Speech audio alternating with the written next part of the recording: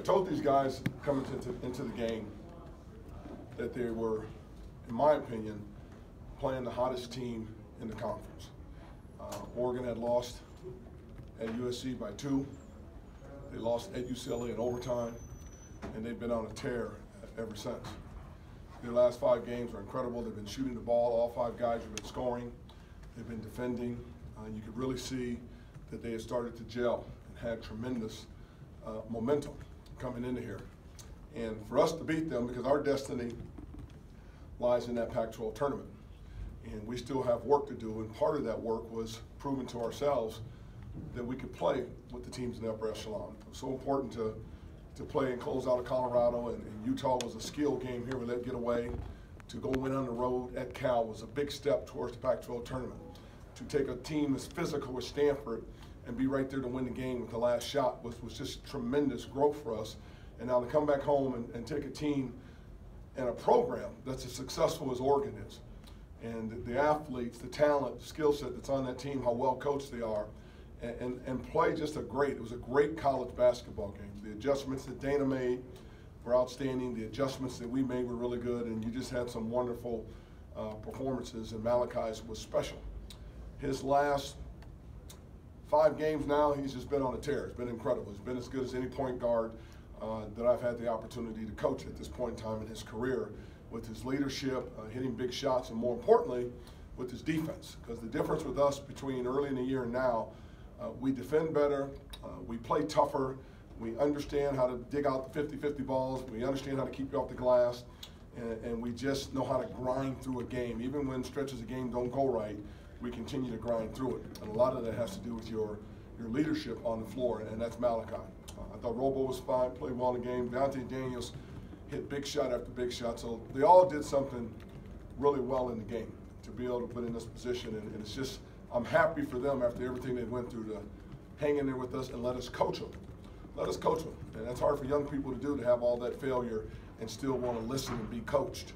And sure enough, that they're getting some great rewards for their effort and their stick-to-itiveness and their commitment to Washington State basketball. This is kind of the point of last year when Malachi started to slow down. He's doing the opposite, like you alluded to. How much of it is his kind of his stamina and being a sophomore now? How much of it is confidence and the mental part of it? That's everything it is. You know, his body is bigger, he's stronger. He paid the price in the weight room during the off season.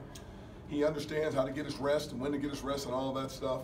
And you're just better in your sophomore season of being able to play at this level and be more consistent. And not only is he hanging in there, he's getting better the further we get into the season. And that's a tribute, again, to him understanding what it takes to be successful at this level. And he's not the only one. You got to look at Robo and Deontay Daniels. They didn't play many minutes last year. And look at the minutes they're logging now. And Deontay has been consistent the entire season, and Robo's been special as well, too. So, you know, those guys paid a tremendous price in the offseason, and it's paying great dividends to them right now. Does this game really show you Robo's value to the team when you don't have him down there in Eugene and kind of get blown out, and he comes back this game, obviously a great scorer and can do so many different things for you guys? You know, I thought the game in Eugene, I believe there was like a 7-minute mark. We're only down 5 points, and they closed out the game in a flurry down the stretch. But I felt that was the game that we learned how to play tough. And I talked to Robo about that the last couple of days, and told him he didn't realize how hard we played down there. We got every loose ball down there. And the value for Robo is the fact that you can put him at the top of your press and expend all that energy, chase and Pritchard around at the top of the press, and still have the stamina to score and finish off plays down the stretch. Again, that's a compliment to him and his body and the work he's done. He is very valuable to us, but so is Drick. I mean, for a guy that, let's talk about Saturday, because here's a guy that gave up being the star in his conference to come to Washington State just to help us get better and show and lead these guys and teach them how to be winners. Stevie Sprayrigan gave up being a star on his team at Division II to come to Washington State just to be a part of a team. You know, those guys are special too to me. How do you feel about this being a potential first-round matchup in Las Vegas? I think they came in as the 6th. You guys are obviously 11. It seems like there's a decent chance you could play them again down there. You know, we talked about that too, that, you know, here was a team that we might meet again, and even in the first round, the second round, that's why it was so important to play with them. And You know, they'll come back at us differently if we have to match up with them. They'll have maybe an upper hand mentally, needing to prove something. But at the same time, it gives us an opportunity in the confidence factor that we played really well, but we can play better. We can block out and rebound better. Carter Skaggs needs to get back on his game and give me some more buckets because he's got wide open looks. There's some things we can do better as well too, but that's why it was so important to play them and play them tough because we knew we were probably going to play them again. Renze came off the bench, 6 points, and kind of gave you guys some tough minutes in different sports. How'd you feel about his contributions? I thought Renze did a good job. I mean, he was great at the head of the press. It's difficult when you got Robo 6'7", and those long arms make him about 6'11" up there. Renze 6'9", the long arms make him about 7 feet up there, and they're athletic enough to disrupt things at the top. And then Renze hit the big three in the corner, hit the 2 free throws when he tried to dunk. I thought that was huge in the layup. He played, he's the perfect guy to play when we're in that 1-3-1. He struggles in some other areas, but the 1-3-1 he can play, and that's why it's such a good defense for us because it can take us deeper into the bench and play a guy like Renze. Coach, Stephen Weeby with the Daily News. You touched on Malachi's defense a little bit, but just to expand on that, I mean the defensive rebounds he had and those 4 steals, just how big are those in a game like this? You know, they're huge, and a part of this process of coaching his team and is you got to coach the crowd too because the crowd plays such a factor in this. Can you imagine? They were fantastic tonight. They roared up when we needed them to. I look forward to the day where there's 8,000 people in here. We got that 1-3-1 and we're trapping you. It puts so much more pressure on teams and it gives you so much more energy. But those steals change the game. Our defense is the reason we're playing so well right now because we can always score. But there's going to be nights where Carter Skaggs has a bad night. I didn't think we shot the ball particularly well in the first half, but we were good defensively when we went to the 1-3-1, and we played the 1-3-1 the entire second half, but 1 possession. And then we started scoring again, so the defense is what's allowing us to play so well. And then, you know, on the offensive end, I mean, Viante had a big 3 in the corner. There was a lot of big plays right down the stretch. Are there any of those that kind of stood out as maybe the kind of the turning point right at the end of the game there? I thought there was a couple rebounds that Drake grabbed late. Carter saved the ball going out of bounds. And when we broke the press, because they caused us some problems in Eugene, and Viante hit that 3 in the corner, that's huge. And that shows you the firepower of this team to shoot it in rhythm with confidence, no hesitation. I thought that was a huge bucket. It really turned the game for us. Ernie, when they go ahead, were you interested to see how your guys would respond? You know, we've been in a situation coming down the stretch of games with Colorado, who came back on us. We had to hunt down to Colorado. Cal went ahead late in the game. We had to come back. In fact, Cal went ahead and come down and score a bucket to win the game, things like that. So I was interested to see, waiting to see if we would stay mentally tough. I knew Oregon was going to come back. They're too good. Pritchard's too good of a guard. Dana's too good of a coach. It was how we were going to handle when they came back. And again, we're learning how to close out games. And I thought we did a terrific job of keeping our composure and closing out. If Malachi had to hit that last free throw with 4 seconds to go, we were going to foul them and put them on the free throw line. I'm telling you that right now. He misses it, and they get the timeout, and then it gives us a chance to make an adjustment. We take a look at what they're going to do, and we take the timeout and make the adjustment. We knew Pritchard was going to get the ball. Still can't believe he beat my double team, even when we knew where he was going and got the shot off. But lucky for us, he came up short. Coach, you've talked about how this season you want to see your team learn to close out games, and they've been responding to that a lot recently. And how promising is it to see your team really responding to the things that you've been preaching?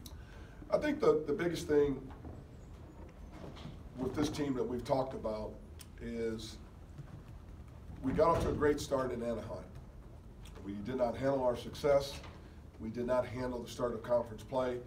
And I told you on several occasions after games in here, it was very important that they learn how to win this year, learn how to defend this year, learn how to play tough this year, learn how to close out games this year. It'll make them that much better next season.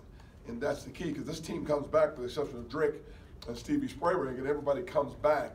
And they're learning how to do those things now, which is going to make their success next year even bigger. So I'm happy that they're figuring it out now. And we made some adjustments. I've talked on this. about 4 weeks ago that we put the whole focus on the Pac-12 tournament, took the focus off the season. It gave them a chance to catch their breath and have a new vision, something to strive for, where everybody starts out 0-0. But along the way, let's get better. Let's get better individually. Let's learn how to close. Let's learn how to win on the road. Let's learn how to compete with the bigger teams. So we've got them marching in the right direction to the Pac-12 tournament, because that's going to be a grueling tournament. But we can play with those teams if we can continue to get better. You mentioned earlier about being able to close out games. I noticed throughout the season that, you know, towards late in the games would be a 4 or 5 minute drought. Tonight, that wasn't the case. Can you explain the growth of that? The biggest growth in that is experience. And, you know, when you go through this conference, there are no night offs. You know, everybody's got an NBA player on the floor, sometimes two. Everybody's got experience on the floor, and we didn't have all of those things. So it takes time to learn how to win, learn how to close, learn how to compete. And I think in the second to last timeout, my comment to them was, we're at that point in time again in the game where, you know, I'm 63 and sick. I'm coming to work, and I'm bringing my heart at. They need to learn how to come to work and grind. You young people don't know how to grind. You stay home while your mom and dad's got to get them to go to work. And they laughed in a huddle, and Drake broke the huddle with, let's go to work. And they have to learn how to grind and work through adversity, and this is what they're learning how to do on a possession-by-possession basis over a 40-minute game, how to work. Malachi actually come out of the game at about the 8-minute mark for a blow, and then he turned to me and said, I'm okay, I'll stay. Well, that's huge growth, because he hit like 2 or 3 big buckets after that when he was literally just wiped out. He learned how to work and learned how to grind and fight through it. So that's huge development for this young team to understand how to grind like that and how to work. Those things that us elder statesmen, hello John, in the room definitely know how to do. We know how to work. So I asked your players this, they didn't really seem to care about it, but you being a former Oregon coach and alum, winning a close game like this at home with WSU, is it special for you, or is it? You know, the special part comes that you know, when we beat St. Mary's, and you knew that you started that program back in 1992 and 96 or so, conference champion, NCAA conference tournament championship, and NCAA tournament. Randy's taking it to another height. You look at it and see where it is. You build it into a championship program, and it's still that today. You look at Oregon, where people thought there's no way you can win at Oregon, and we went in and put a blueprint and told them exactly what we're going to do. We're going to win. We're going to win the conference championship. We're going to go Elite Eights, Sweet 16, Final Four, and we're going to build a new arena. We did everything but go to a Final Four, but we built the new arena, went to Elite Eights, Sweet 16s, and then in comes Dana and takes a championship program, takes it to another whole level, and takes them to a Final Four. The good thing about it is for Washington State to look at those 2 programs and realize we have the potential to do the same thing here. It takes time. It takes time. The recruiting's different. The selling of it is different this day and age. Getting young people to believe in you to come to Pullman and build this is different. It just takes time. But hopefully people can look at those 2 programs and understand they started where we started and look at where they're at today. That's the key.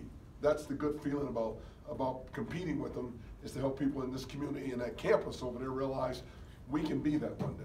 And that's why we're here. And my voice is shot. That it.